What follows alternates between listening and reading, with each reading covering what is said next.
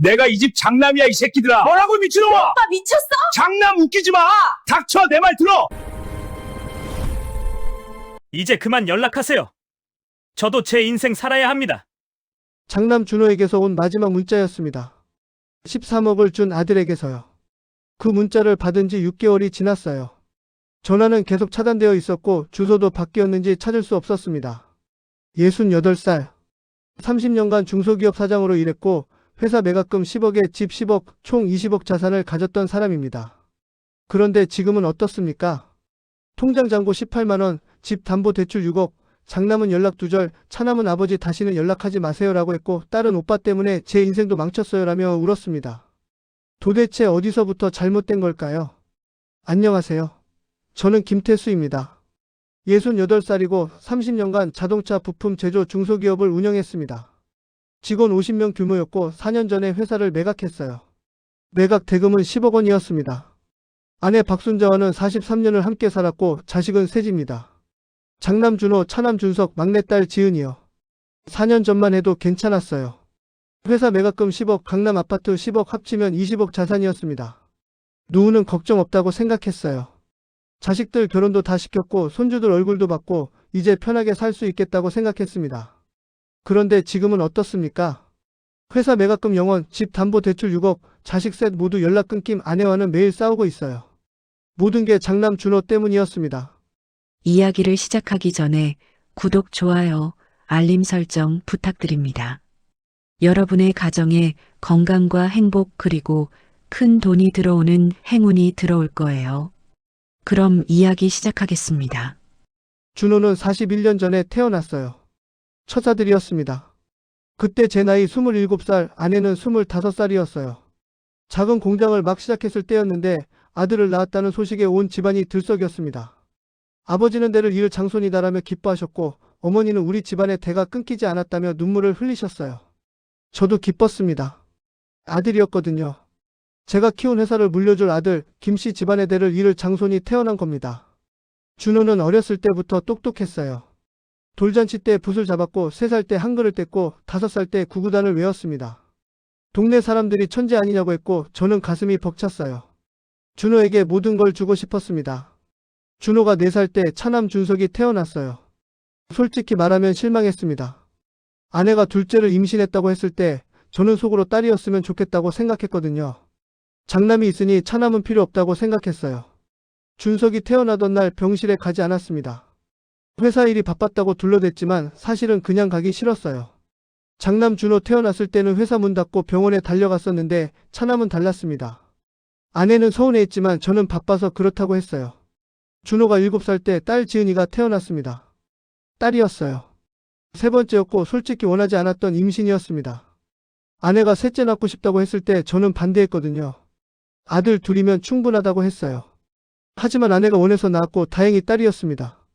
아들이었으면 정말 난감했을 거예요. 준호는 초등학교 때부터 성적이 좋았어요. 반에서 1등, 2등을 다투었습니다. 저는 준호한테 과외를 6개 시켰어요. 영어, 수학, 과학, 논술, 피아노, 태권도까지요. 한 달 과외비가 200만 원이었습니다. 그때 제 월급이 400만 원이었으니 절반을 준호한테 쓴 겁니다. 차남 준석은 과외를 2개만 시켰어요. 영어랑 수학만요.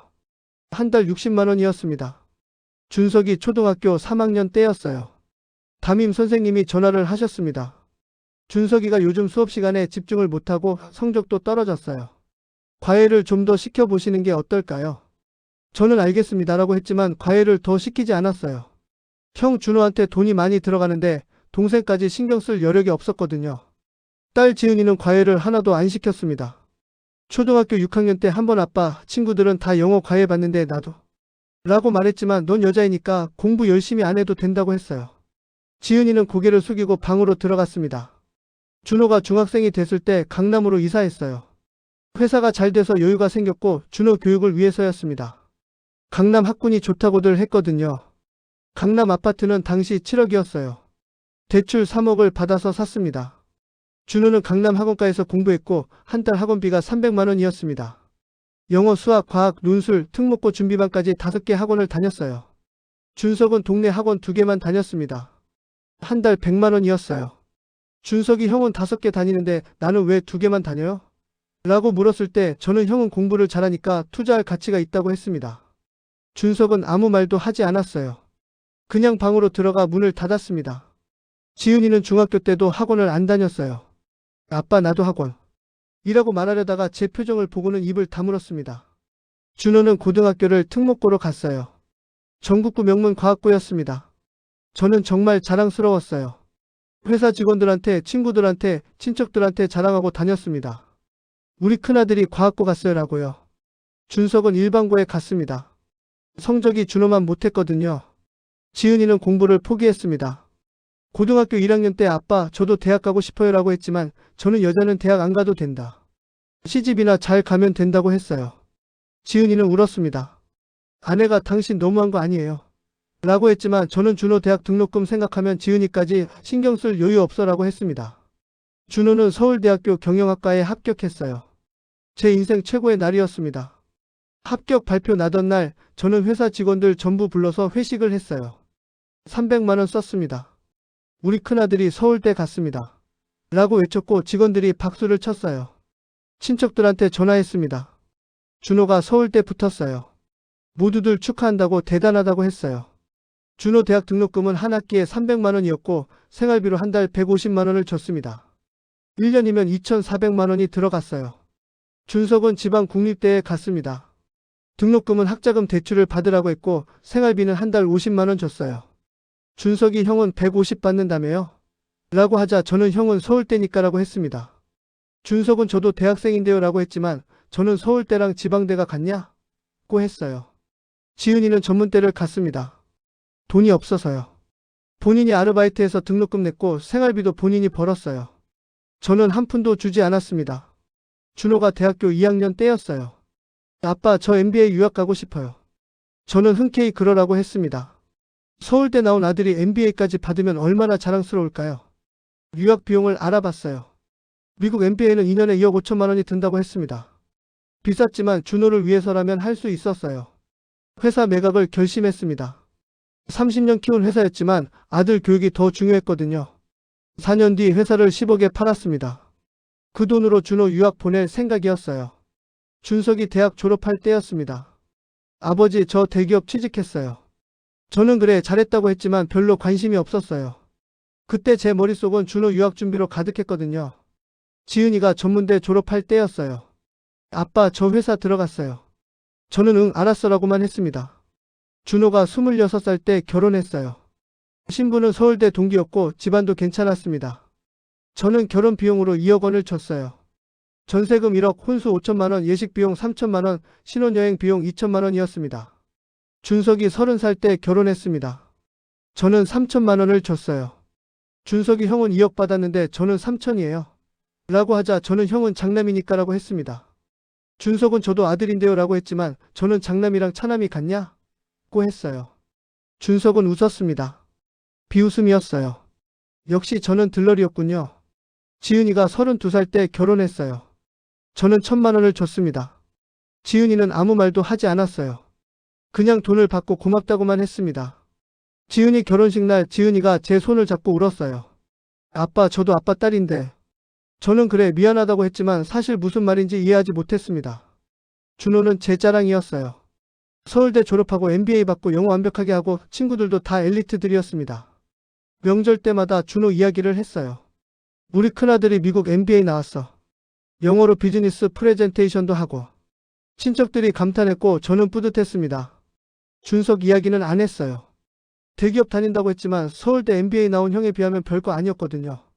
지은이 이야기는 더더욱 안 했습니다.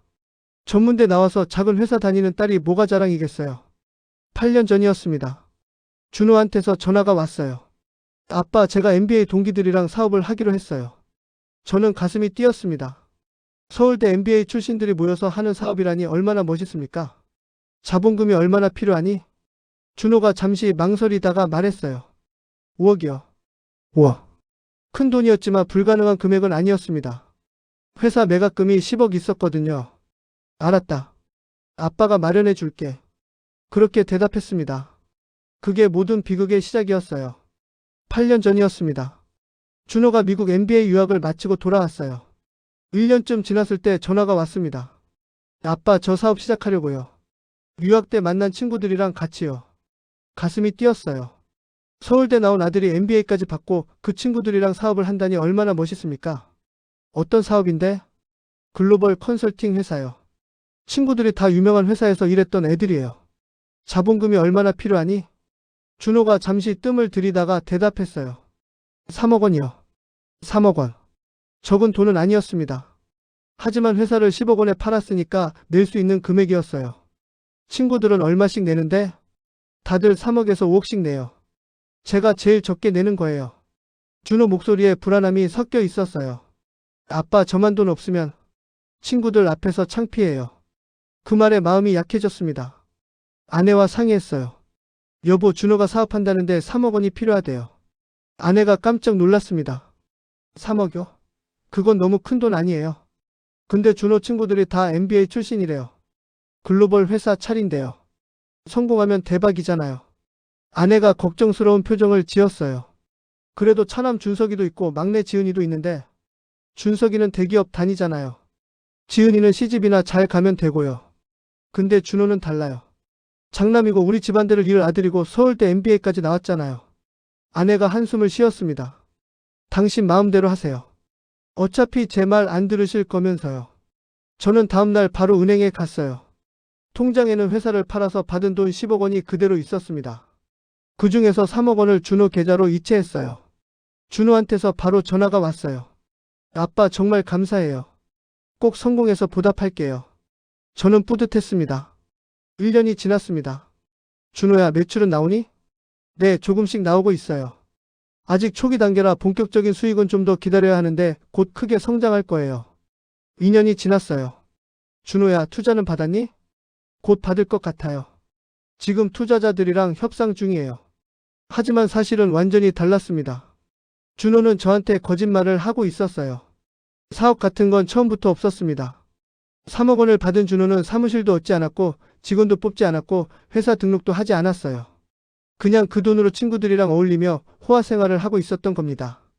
준호의 MBA 동기들은 다 부잣집 아들들이었어요. 재벌집 아들도 있었고 대기업 임원 아들도 있었고 병원 여러 개 운영하는 의사 아들도 있었습니다. 다들 어렸을 때부터 부족함 없이 자란 애들이었어요. 준호는 그들 사이에서 주눅이 들었습니다. 친구들은 명품 옷만 입었어요. 해외 브랜드 옷들 한 벌에 수백만 원씩 하는 옷들이었습니다.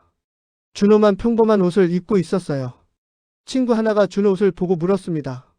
준호야, 너 그 옷 괜찮네. 칭찬 같았지만 준호 귀에는 싸 보인다는 말로 들렸어요. 준호는 그날 밤 잠을 못 잤어요. 친구들이 자기를 무시하는 것 같았습니다. 다음날 준호는 명품 매장으로 갔어요. 재킷, 바지, 구두. 한 번 쇼핑하는데 800만 원이 나갔습니다. 3억 원 중에서 800만 원이 사라진 거예요. 일주일 뒤 친구들이 또 모였어요. 야, 너네 차는 못 타? 한 친구가 물었습니다. 나 포르쉐. 지난달에 샀어. 다른 친구가 대답했어요. 나 BMW 7 시리즈. 준호는 중고 소나타를 타고 있었는데 차마 말을 못했습니다. 준호야, 너는? 아, 저는 그냥. 친구들 표정이 이상했어요. MBA 나온 사람이 변변한 차도 없다는 게 이상하다는 눈치였습니다. 준호는 집에 돌아와서 곰곰이 생각했어요. 이러다간 친구들한테 무시당하겠어. 다음날 수입차 매장에 갔습니다. 벤츠를 샀어요. 7천만 원이었습니다. 또 7천만 원이 사라졌어요. 친구들은 주말마다 강남 고급 클럽에 갔어요. 한 번 가면 몇백만 원씩 나가는 곳이었습니다. 준호도 따라갔어요. 가끔은 준호가 계산도 했습니다. 한 번 계산하면 500만 원이 나갔어요. 시계도 문제였어요. 친구들은 다 수천만 원짜리 명품 시계를 차고 다녔습니다. 준호는 백화점에서 산 50만 원짜리 시계를 차고 있었어요. 친구 하나가 준호 손목을 보더니 말했습니다. 준호야, 그 시계 실용적이네. 준호는 며칠 뒤 명품 시계를 샀습니다. 2천만 원이 또 나갔어요. 레스토랑도 문제였습니다. 친구들은 1인당 30만 원, 50만 원 하는 고급 레스토랑에서만 밥을 먹었어요. 준호도 따라갔어요. 가끔 준호가 계산도 했습니다. 한 번 계산하면 300만 원이 나갔어요. 옷도 계속 사야 했어요. 친구들은 매번 새 옷을 입고 나타났습니다. 같은 옷을 2번 입으면 이상하게 보일 것 같았어요. 준호는 한 달에 한두 번씩 명품 매장에 갔습니다. 한 번 쇼핑하면 1,000만 원이 넘게 나갔어요. 6개월이 지났을 때 3억 원이 1억 원이 됐습니다. 준호는 통장을 확인하고 깜짝 놀랐어요. 2억 원이 어디 갔는지 계산해 봤습니다. 차 7천만 원, 시계 2천만 원, 옷 4천만 원, 클럽 6천만 원, 레스토랑 3천만 원. 다 합치니까 2억 원이 넘었어요. 하지만 멈출 수 없었습니다. 이미 친구들 사이에서 준호는 잘 사는 집 아들로 소문이 났거든요. 지금 와서 사실 돈 없어라고 말할 수 없었습니다. 1년이 지났을 때 3억 원이 완전히 바닥났습니다. 차, 시계, 옷, 술, 밥. 다 합쳐서 3억 원이 넘게 쓴 거였어요. 준호는 당황했습니다. 어떻게 하지? 아빠한테 뭐라고 말하지? 사업을 한다고 거짓말을 했는데 사업은 하지도 않고 돈을 다 써버렸어요. 말할 수가 없었습니다. 그래서 계속 거짓말을 했어요. 전화할 때마다 사업 잘 되고 있어요. 클라이언트 늘고 있어요. 투자 받을 것 같아요. 모두 거짓말이었습니다. 준호는 휴대폰으로 사진을 찍어서 사람들한테 보여줬어요. 새로 산 벤츠 사진, 롤렉스 시계 사진, 고급 레스토랑 음식 사진. 친구들이 보고 부러워했습니다. 준호 잘 나가네. 사업 대박 나는 거 아니야? 준호는 그 말들을 들으면서 뿌듯했어요. 하지만 저는 몰랐습니다. 준호가 전화할 때마다 사업 잘 된다고 하니까 저는 그냥 믿었어요. 차남 준석이는 알고 있었습니다. 준석이가 우연히 형이 찍은 사진들을 본 겁니다. 준석이 저한테 전화를 했어요. 아버지, 형이 벤츠 샀대요. 명품 시계도 차고 다니고 고급 레스토랑 다니고 사업한다면서 놀고 있어요. 그럴 리 없어. 사업하려면 좋은 차도 타야 하고 좋은 데서 밥도 먹어야 하는 거 아니겠니? 이미지 관리 같은 거겠지. 준석이 한숨을 쉬었습니다. 아버지는 정말 형만 믿으시네요. 딸 지은이한테서도 전화가 왔어요. 아빠, 오빠가 비싼 차 타고 다닌대요. 명품 시계도 차고. 저는 대학도 제대로 못 갔는데 저는 대답하지 않았습니다. 지은이가 다시 말했어요. 역시 아빠는 오빠만 보시네요. 2년이 지났을 때였습니다. 준호한테서 전화가 왔어요. 아빠, 제가 사실은 이제 진짜로 사업을 시작하려고 해요. 저는 깜짝 놀랐습니다. 뭐? 진짜로 시작한다고? 그럼 지금까지는 뭐 한 거야? 아, 그게 그동안 준비 기간이었어요. 시장 조사하고 사람들 만나고 이제 본격적으로 회사 차릴 준비가 됐어요. 그럼 지금까지 준 3억 원은? 그게 다 준비 비용이었어요. 사무실 알아보고 사람들 만나고 그러려면 돈이 드니까요. 저는 이해가 안 됐지만 준호 말을 믿기로 했습니다. 그래, 알았어. 그럼 이제 진짜 시작하는 거지? 네, 아빠. 이번엔 진짜예요. 그런데 아빠, 회사 차리려면 돈이 좀 더 필요해요. 가슴이 철렁했습니다. 얼마나? 1억 원이요. 사무실 보증금, 직원 월급, 초기 운영비 1억 원. 또 큰 돈이었어요. 준호야, 우리가 이미 3억 원 줬잖아. 아빠, 그건 준비 비용이었고요. 이제 진짜 시작하려면 1억 원이 필요해요. 이번엔 진짜 열심히 할게요. 아내와 상의했습니다. 여보, 준호가 또 돈 달래요. 1억 원이요. 아내가 펄쩍 뛰었어요. 안 돼요. 벌써 3억 원 줬잖아요. 근데 준호 말로는 그동안은 준비 기간이었고 이제 진짜 시작한대요. 그럼 3억 원은 뭐 했어요? 시장 조사하고 사람들 만나고 그랬대요. 아내가 고개를 저었습니다. 말도 안 돼요. 그건 놀았다는 거예요. 여보, 그래도 이번엔 진짜 하겠다는데 당신은 왜 매번 준호 말만 믿어요? 장남이잖아요. 서울대 MBA까지 나왔는데 이제 시작하겠다는데 안 도와주면 어떡해요? 아내가 울었습니다. 당신 때문에 우리 노후 다 망하는 거 아니에요? 이미 3억 원 날렸어요. 이번만 믿어봐요. 1억 원만 더 주면 준호가 정말 성공할 거예요. 아내는 더 이상 말하지 않았어요. 저는 다음날 은행에 갔습니다. 통장 잔고는 7억 원이었어요. 10억 원 중에서 3억 원을 이미 줬으니까요. 1억 원을 준호 계좌로 이체했습니다. 이제 남은 돈은 6억 원이었어요. 준호한테서 전화가 왔어요. 아빠, 감사해요. 이번엔 꼭 성공할게요. 준호야, 이게 마지막이다. 알았지? 네, 아빠. 알았어요. 그날 밤 잠을 못 잤어요. 이미 4억 원을 줬습니다. 3억 원에 1억 원 합쳐서 4억 원이에요. 10억 원 중에서 4억 원이 날아간 겁니다. 불안했지만 준호를 믿기로 했어요. 이번엔 진짜 성공할 거라고 생각했습니다. 하지만 그게 또 착각이었어요. 1억 원을 받은 준호는 정말로 회사를 차렸습니다. 강남에 사무실을 얻었어요. 보증금 3천만 원에 월세 200만 원이었습니다. 직원도 2명 뽑았어요. 아빠, 이번엔 진짜예요. 제대로 된 회사 차렸어요. 준호 목소리에는 자신감이 넘쳤습니다. 3개월이 지났어요. 준호야, 사업은 어때? 잘 되고 있어요. 직원들이 열심히 일하고 있어요. 하지만 사실은 달랐습니다. 준호는 일을 할 줄 몰랐어요. 직원들한테 제대로 된 지시를 못했습니다. 그냥 알아서 해봐요. 전문가잖아요. 직원들은 답답해서 한 달 만에 그만뒀어요. 준호는 혼자서 뭔가를 해보려 했지만 아무것도 할 줄 몰랐습니다. 개발도 못하고 디자인도 못하고 영업도 못했어요. 6개월 만에 사무실을 뺐습니다. 1억 원이 전부 날아갔어요. 1년이 지났을 때 준호한테서 전화가 왔습니다. 아빠. 또 그 목소리였어요. 돈 달라는 목소리였습니다. 왜? 아빠, 사업이 생각보다 어려워요. 자금이 좀 더 필요해요. 가슴이 답답했습니다. 얼마나? 2억만 있으면 돼요. 2억. 저는 고개를 저었습니다. 안 돼, 준호야. 우리가 벌써 4억을 줬어. 이제 남은 돈이 6억밖에 없단다. 준호 목소리가 높아졌어요. 아빠, 저 지금 정말 힘들어요. 이번만 도와주세요. 준호야, 이번엔 정말 안 돼. 준호가 소리를 질렀습니다. 아빠는 지금까지 저한테 해준 게 뭐예요? 귀를 의심했어요. 뭐? 해준 게 뭐냐고? 네, 4억 줬다고 하는데 그게 다 제 사업에 쓴 거지 제가 쓴 게 아니잖아요. 너 지금 무슨 소리 하는 거야? 아빠는 저한테 관심도 없으셨잖아요. 그냥 돈만 던져주고 방치하셨잖아요. 준호야, 아빠가 너한테 얼마나. 됐어요. 말하기 싫어요. 준호가 전화를 끊어버렸습니다. 그날 이후로 준호한테서 연락이 없었어요. 저는 섭섭했지만 이번엔 안 줄 수 있어서 다행이라고 생각했습니다. 석 달이 지났습니다. 준호는 저한테 연락하지 않았지만 혼자서 뭔가를 하고 있었어요. 은행 대출을 받았습니다. 신용대출 1억 원, 결혼할 때 받은 아파트 담보로 2억 원, 합쳐서 3억 원이었어요. 준호는 그 3억 원을 코인에 넣었습니다.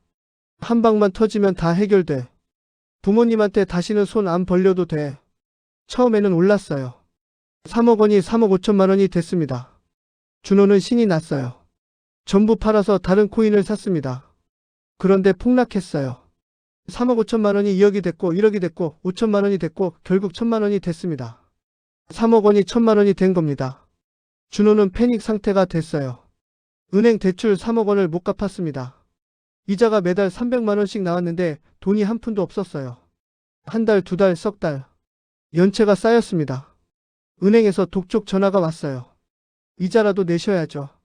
준호는 겁이 났습니다. 사채를 썼어요. 3억 필요합니다. 이자는 월 10%예요. 알겠습니다. 준호는 사채 3억 원을 빌렸습니다. 그 돈으로 은행 대출을 갚았어요. 하지만 이제 사채 이자를 갚아야 했습니다. 월 3천만 원이었어요. 당연히 못 갚았습니다. 석 달이 지났을 때 사채 이자가 9천만 원 밀렸습니다. 사채업자가 준호한테 전화했어요. 이자 안 내면 큰일 난다. 준호는 떨었습니다. 조금만 기다려주세요. 기다릴 수 없어. 부모님한테 받아. 그날 밤 사채업자가 저희 집으로 찾아왔습니다. 딩동. 초인종이 울렸어요. 밤 9시였습니다. 문을 열자 남자 셋이 서 있었어요. 김태수 씨 댁 맞습니까? 네, 그런데 누구세요? 아들 빚 받으러 왔습니다. 머리가 하얘졌습니다. 뭐? 무슨 말씀이세요? 아들 김준호 씨가 저희한테 3억 원 빌렸어요. 이자 3개월치 9천만 원 밀렸고요. 원금이랑 합쳐서 4억 원입니다. 4억 원? 네. 언제 갚으실 건가요? 다리에 힘이 빠졌어요. 잠깐만요. 제가 아들한테 전화할게요. 준호한테 전화를 걸었습니다. 준호야, 지금 무슨 일이야? 사채업자가 집에 왔어. 준호가 울었어요. 아빠, 미안해요. 제가 코인 하다가 다 날렸어요. 뭐? 너 대출 받았어? 네. 3억 받았는데 다 날렸어요. 그래서 사채 썼어요. 너 미쳤어? 사채를. 아빠, 저 죽을 것 같아요. 도와주세요. 너 이 자식아. 내가 안 된다고 했잖아. 아빠, 제발요. 저 정말 죽을 수도 있어요. 준호가 울면서 빌었습니다. 사채업자가 말했어요. 아버님, 아드님이 못 갚으면 아버님이 갚으셔야죠. 일주일 드릴게요. 일주일 안에 4억 원 준비하세요. 4억 원을 일주일 안에 어떻게? 그건 아버님 문제고요. 못 갚으면 뭐 방법이 있겠죠. 남자들이 웃으며 돌아갔습니다. 아내가 울고 있었어요. 여보, 이게 무슨 일이에요? 준호가 대출 받아서 코인했다가 다 날렸대요. 뭐라고요? 우리 몰래? 응. 그래서 사채까지 썼대. 아내가 주저앉았습니다. 사채요? 사채를요? 차남 준석한테서 전화가 왔어요. 아버지, 형이 사채 썼다며요? 소식이 빨랐습니다. 응. 아버지, 절대 갚아주시면 안 돼요. 형이 알아서 해야죠. 근데 준석아, 사채는 위험해. 형이 죽을 수도. 준석이 소리쳤습니다. 그럼 죽게 내버려 두세요. 형은 이미 사억 받았어요. 이제 그만하세요. 딸 지은이한테서도 전화가 왔어요. 아빠, 오빠 사채 썼다며요? 설마 또 갚아주실 건 아니죠? 지은아, 아빠, 이제 그만하세요. 우리 집 다 망해요.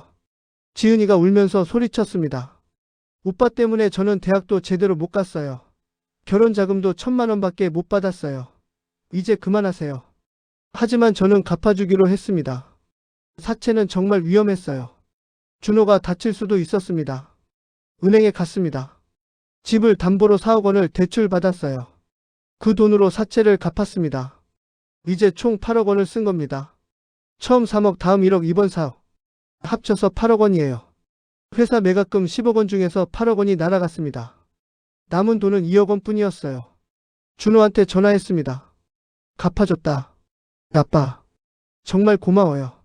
준호야, 이제 정말 끝이다. 알았지? 네, 아빠. 다시는 이런 일 없을 거예요. 하지만 준호 목소리에는 미안함이 없었어요. 당연하다는 듯한 목소리였습니다. 사채를 갚아주고 6개월이 지났습니다. 남은 돈 2억 원으로 조심스럽게 살았어요. 아내와 저는 매달 300만 원씩만 쓰기로 했습니다. 준호한테서는 연락이 없었어요. 고맙다는 인사도 없었고 안부 전화도 없었습니다. 저는 섭섭했지만 조용한 게 다행이라고 생각했어요. 그러던 어느 날 준호한테서 전화가 왔습니다. 목소리가 밝았어요. 돈 달라는 그 목소리가 아니었습니다. 준호는 정말 좋은 사업 기회가 생겼다고 했어요. 친구가 투자자를 소개해줬고 그 투자자가 자기한테 투자하고 싶다고 했답니다. 단 본인도 2억 원 정도는 있어야 진지하게 보인다고 했어요. 저는 단호하게 말했습니다. 우리한테 남은 돈이 2억 원밖에 없다고, 이건 절대 못 준다고요. 준호 목소리가 차갑게 변했습니다. 지금까지 자기한테 해준 게 뭐냐고 물었어요. 8억 줬다고 하지만 그건 다 사업이랑 빚 갚는데 쓴 거지 자기가 쓴 게 아니라고 했습니다. 자기도 30년 넘게 아들로 살았는데 받은 게 없다고, 차라리 둘째로 태어났으면 기대도 안 받고 편하게 살았을 거라고 했어요. 저는 어이가 없었습니다. 8억 원을 받고도 부족하다니요. 준호는 마지막으로 한마디 더 했습니다. 이제 자기도 자기 인생을 살아야겠다고요. 전화가 끊겼습니다. 다시 걸어도 받지 않았어요. 문자를 보냈습니다. 준호한테서 답장이 왔어요. 이제 그만 연락하세요. 저도 제 인생 살아야 합니다. 그게 마지막이었습니다. 일주일 뒤 준호 집을 찾아갔습니다. 아파트 경비한테 물어봤더니 이사 갔다고 했어요. 어디로 갔는지는 모른답니다. 며느리한테 전화했습니다. 며느리도 준호가 어디 있는지 모른다고 했어요. 석 달 전에 갑자기 이혼하자고 해서 이혼했답니다. 준호가 사라진 겁니다. 8억 원을 받아가고 흔적도 없이 사라졌어요. 차남 준석한테 전화했습니다. 준석 목소리는 차가웠어요. 형이 연락을 끊었다는 걸 이미 알고 있었습니다. 준석은 당연한 일이라고 했어요. 형은 원래 그런 사람이었다고, 자기만 생각하는 인간이라고 했습니다. 그러면서 준석이 말했습니다. 형은 8억 받았는데 자기는 결혼자금 3천만 원 받은 게 전부라고, 그게 공평하냐고 물었어요. 저는 대답할 수 없었습니다. 준석이 마지막으로 말했어요. 이제 아버지한테 연락하지 않겠다고, 형이랑 아버지는 똑같다고 했습니다. 딸 지은이한테도 전화했습니다. 지은이는 울었어요. 오빠 때문에 자기 인생이 망가졌다고 했습니다. 어렸을 때부터 오빠 학원비 때문에 자기는 학원도 못 다녔고 대학도 제대로 못 갔고 결혼 자금도 1,000만 원밖에 못 받았다고요. 그런데 오빠는 8억 원 받아가고 사라졌다고, 이게 말이 되냐고 물었어요. 지은이가 말했습니다. 이제 아버지를 아버지로 생각하지 않겠다고, 아버지는 오빠 아버지일 뿐이라고요. 자식 셋이 모두 등을 돌렸습니다. 장남은 8억 원 받아가고 사라졌고, 차남은 불공평하다며 연락을 끊었고, 딸은 인생 망쳤다며 울면서 선을 그었어요. 아내는 저와 말을 하지 않았습니다. 밥을 차려주긴 했지만 말은 한마디도 하지 않았어요. 밤에는 방문을 잠그고 혼자 잤습니다. 집에 혼자 앉아 있었어요. 텅 빈 집이었습니다. 아내는 있지만 말을 안 하니까 혼자나 마찬가지였어요. 통장을 확인했습니다. 2억 원이 남아 있었어요. 회사 매각금 10억 원 중에서 8억 원이 날아가고 2억 원만 남은 겁니다. 그런데 집에는 4억 원 담보대출이 있었습니다. 매달 이자가 200만 원씩 나갔어요.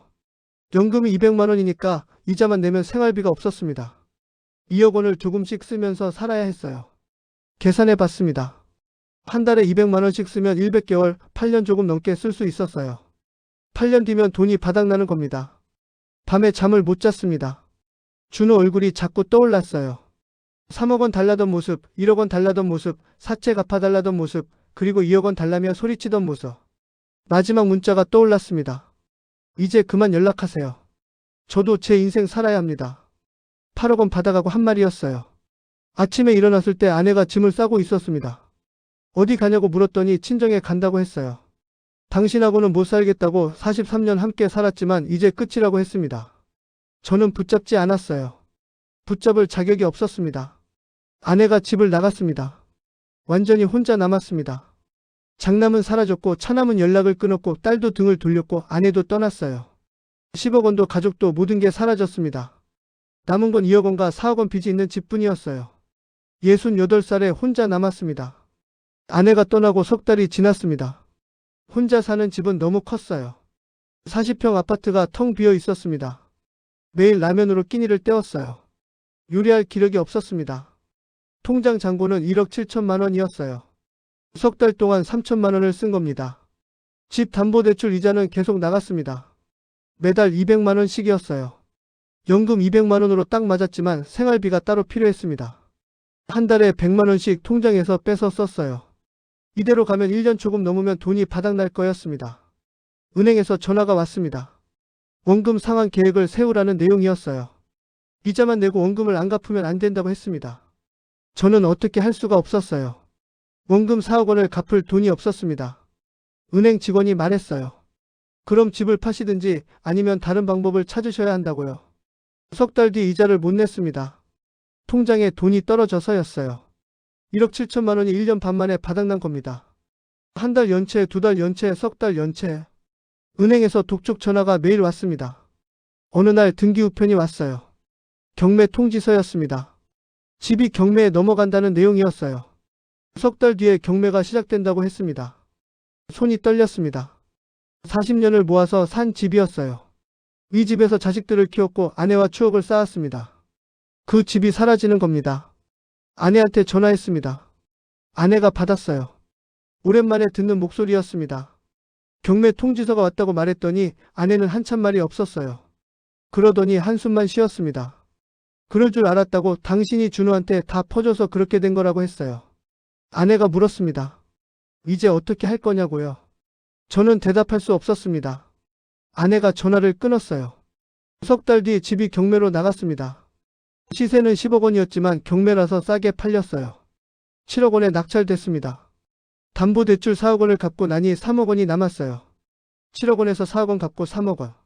10억 원짜리 집이 3억 원이 된 겁니다. 이사해야 했습니다. 월세를 알아봤어요. 강남에서는 살 수 없었습니다. 외곽으로 나갔어요. 보증금 5천만 원에 월세 50만 원짜리 방을 구했습니다. 10평도 안 되는 작은 방이었어요.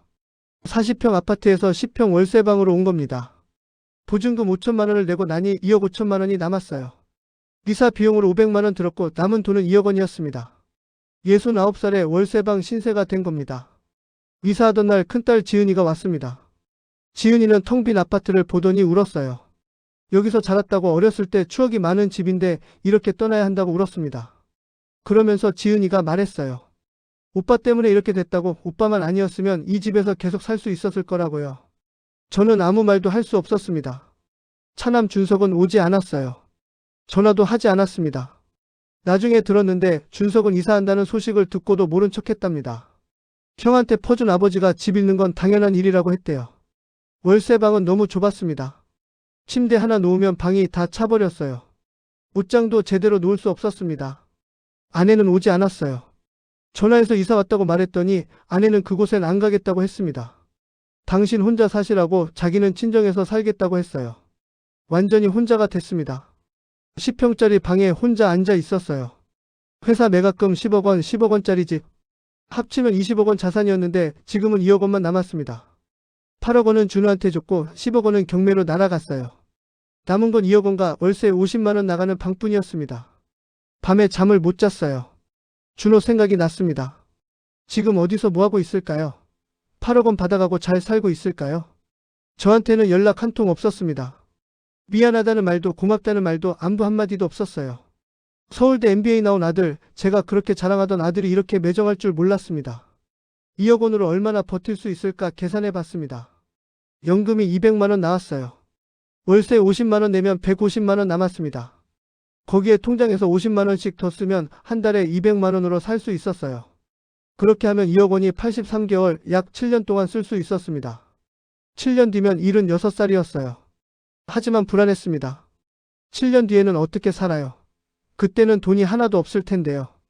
혹시 아프기라도 하면? 병원비는 어떻게 내요? 잠을 못 잤습니다. 일자리를 알아보기로 했어요. 69살에 할 수 있는 일이 뭐가 있을까 찾아봤습니다. 경비, 청소, 주차 관리. 그런 일들밖에 없었어요. 30년간 회사 사장으로 일했는데 이제는 경비를 서야 하는 겁니다. 주차 관리 일자리를 구했습니다. 아파트 지하 주차장 야간 근무였어요. 저녁 6시부터 새벽 6시까지 12시간이었습니다. 월급은 200만 원이었어요. 많지 않았지만 안 하는 것보다는 나았습니다. 첫 출근 날이었습니다. 경비복을 입었어요. 회색 작업복이었습니다. 거울을 봤습니다. 69살 노인이 경비복을 입고 있었어요. 30년간 정장만 입고 다니던 사람이 이제는 경비복을 입는 겁니다. 눈물이 났습니다. 지하 주차장은 추웠습니다. 겨울이었거든요. 영하 10도였어요. 지하 주차장은 난방이 안 됐습니다. 컨테이너 박스 하나가 전부였어요. 그 안에 전기장판 하나 깔려 있었고 작은 책상과 의자가 있었습니다. 거기서 12시간을 버텨야 했어요. 밤새 차들이 들어오고 나갔습니다. 차단기를 올리고 내리는 게 제 일이었어요. 가끔 주민들이 불만을 말했습니다. 주차 자리가 없다고 왜 관리를 제대로 안 하냐고요. 저는 고개를 숙이고 죄송하다고 말했습니다. 30년간 직원 50명을 거느리던 사장이 이제는 고개를 숙이며 죄송하다고 말하는 겁니다. 새벽 6시에 퇴근했습니다. 집에 와서 쓰러지듯 잤어요. 몸이 너무 아팠습니다. 허리도 아프고 무릎도 아프고 온몸이 쑤셨어요. 69살 몸으로 12시간씩 서 있는 게 쉬운 일이 아니었습니다. 한 달이 지났습니다. 체중이 5kg 빠졌어요. 먹는 것도 제대로 못 먹고 추운 곳에서 일하니까 살이 빠진 겁니다. 거울을 봤습니다. 얼굴이 헬쑥해져 있었어요. 주름이 더 깊어졌고 눈가가 푹 꺼졌습니다. 2년 전만 해도 건강했는데 지금은 노인이 돼버렸어요. 아내한테 전화했습니다. 일하고 있다고 주차 관리 일을 시작했다고 말했어요. 아내는 한참 말이 없었습니다. 그러더니 울었어요. 당신이 그 나이에 경비 일을 하게 될 줄 몰랐다고 이게 다 준호 때문이라고 울었습니다. 하지만 돌아오지는 않았어요. 6개월이 지났을 때 몸이 한계에 왔습니다. 어느 날 새벽 갑자기 가슴이 아팠어요. 숨을 쉬기가 힘들었습니다. 쓰러질 것 같았지만 참았어요. 병원 가면 돈이 드니까요. 집에 와서 하루 종일 누워 있었습니다. 다음 날도 출근했어요. 쉬면 월급이 깎이니까요. 1년이 지났습니다. 통장 잔고는 2억 700만 원이 됐어요. 2억 원에서 700만 원이 늘어난 겁니다. 주차 관리 월급 200만 원이 1년이면 2,400만 원인데 그중 700만 원이 저축된 거였어요. 하지만 몸은 완전히 망가졌습니다. 허리 디스크가 왔고 무릎 관절이 나빠졌고 혈압도 올랐어요. 병원 가야 했지만 참았습니다. 돈을 아껴야 했으니까요. 2년이 지났습니다. 체중이 10kg 넘게 빠졌어요. 69살에 70kg이었는데 지금은 58kg밖에 안 됐습니다. 거울을 보면 뼈만 앙상한 노인이 서 있었어요. 이게 저였습니다. 회사 사장이었던 김태수, 10억 원 자산가였던 김태수가 이렇게 변한 겁니다. 명절이 됐습니다. 차남 준석한테 전화했어요. 받지 않았습니다.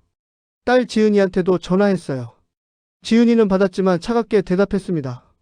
명절인데 만나자고 했더니 바쁘다고 했어요. 혼자서 명절을 보냈습니다. 편의점에서 산 김밥으로 끼니를 때웠어요. 준호 생각이 났습니다. 지금 어디서 뭐하고 있을까요? 8억 원 받아가고 잘 살고 있을까요? 명절에 자식들이랑 떡국이라도 먹고 있을까요? 저는 10평짜리 방에서 혼자 편의점 김밥을 먹고 있었어요. 4년이 지났습니다. 73살이 됐어요. 여전히 주차장에서 일하고 있었습니다. 저녁 6시부터 새벽 6시까지 12시간씩 서 있었어요. 몸은 완전히 망가졌습니다. 허리는 구부정해졌고 무릎은 제대로 펴지지도 않았어요. 걸을 때마다 아팠습니다. 통장 잔고는 3억 5천만 원이 됐어요. 처음 2억 원에서 1억 5천만 원이 늘어난 겁니다. 4년간 주차 관리 월급으로 모은 돈이었어요. 하지만 기쁘지 않았습니다. 이 돈이 뭐가 대수인가요? 10억 원 있었는데 말이에요. 아내가 돌아왔습니다. 3년 만이었어요. 아내는 많이 늙어 있었습니다. 머리가 새하얗게 샜고 주름이 깊어졌어요. 아내가 말했어요. 친정에 있어도 마음이 편하지 않았다고. 그래도 40년 넘게 산 사람인데 혼자 두고 갈 수 없다고요. 하지만 예전 같지 않았습니다. 아내는 말을 많이 하지 않았어요. 밥은 차려줬지만 얼굴을 거의 보지 않았습니다. 밤에는 여전히 방문을 잠그고 혼자 잤어요. 같은 집에 살지만 남남처럼 살았습니다. 가끔 아내가 말했습니다. 준호만 아니었으면 이렇게 안 살았을 거라고요. 10억 원 있었으면 여행도 다니고 손주들도 보고 편하게 살 수 있었을 거라고 했어요. 근데 지금은 10평짜리 월세방에서 70 넘어서까지 일하며 살고 있다고요. 저는 대답할 수 없었습니다. 명절 때마다 혼자였습니다.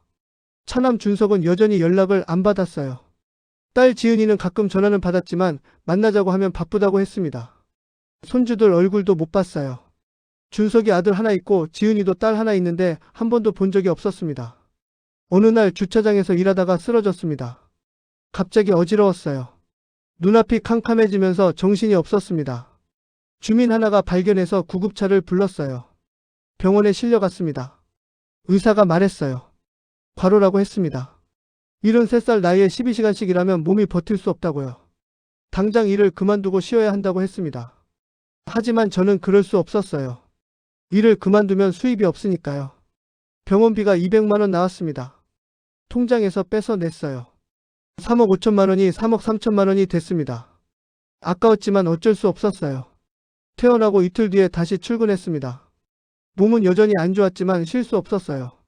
주차장 제한은 여전히 추웠고 12시간은 여전히 길었습니다. 어느 날 준호 생각이 났습니다. 벌써 4년이 지났어요. 준호는 지금 45살일 겁니다. 어디서 뭐하고 있을까요? 8억 원 다 쓰고 또 힘들게 살고 있을까요?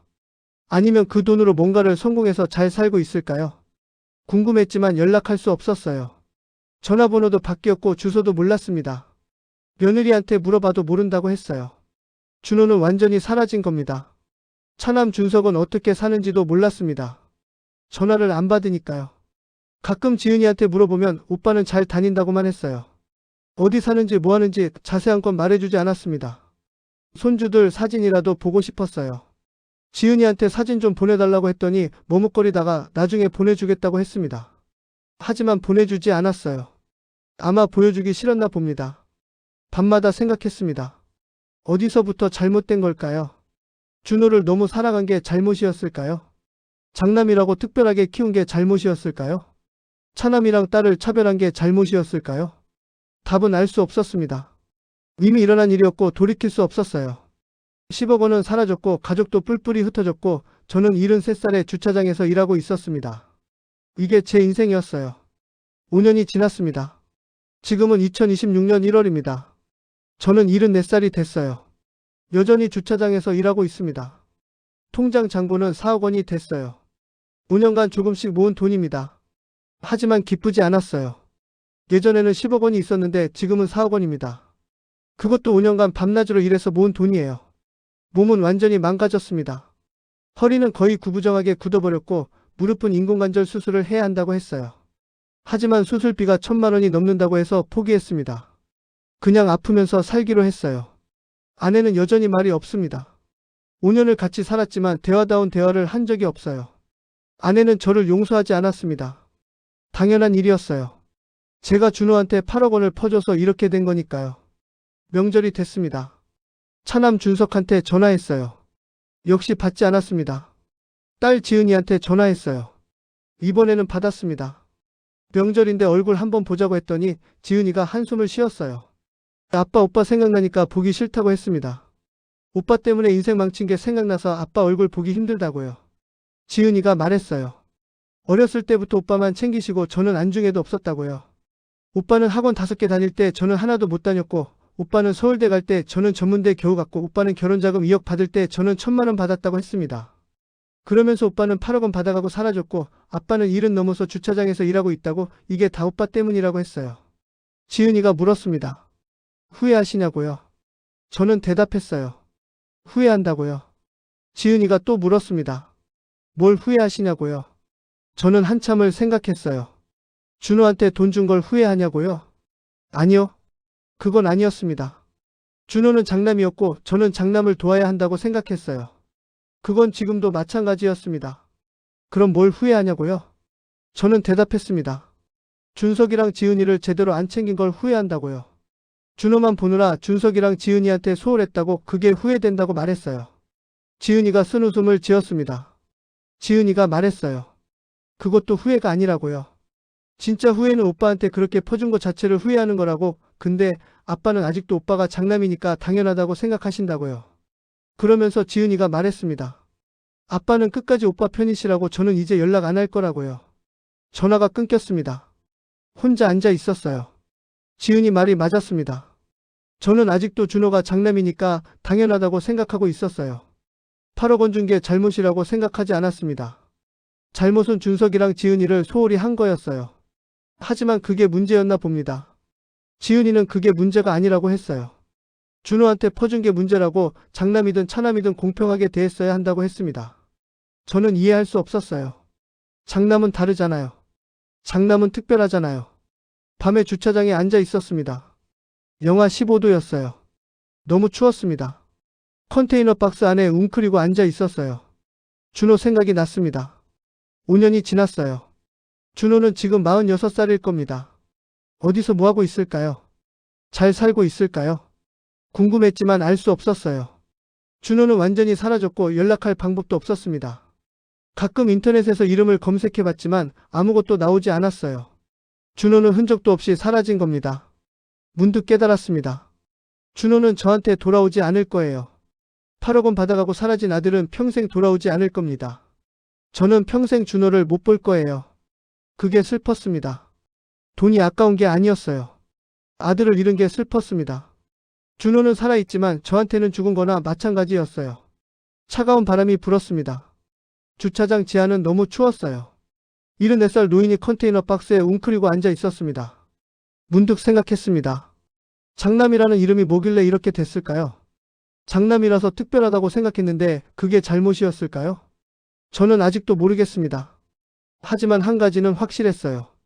준호는 저를 사랑하지 않았습니다. 8억 원 받아가고 이제 그만 연락하세요라고 문자 보낸 아들은 저를 사랑하지 않았어요. 저는 준호를 사랑했지만 준호는 저를 사랑하지 않았습니다. 새벽이 됐습니다. 교대 시간이었어요. 집으로 돌아갔습니다. 10평짜리 방에 들어가서 쓰러지듯 누웠어요. 천장을 보며 생각했습니다. 앞으로 얼마나 더 이렇게 살아야 할까요? 74살인데 80까지? 아니면 그 이상? 언제까지 주차장에서 일해야 할까요? 답은 없었습니다. 그냥 하루하루 버티는 수밖에 없었어요. 이게 제 인생이었습니다. 장남 준호에게 8억 원을 준 아버지의 인생이었어요.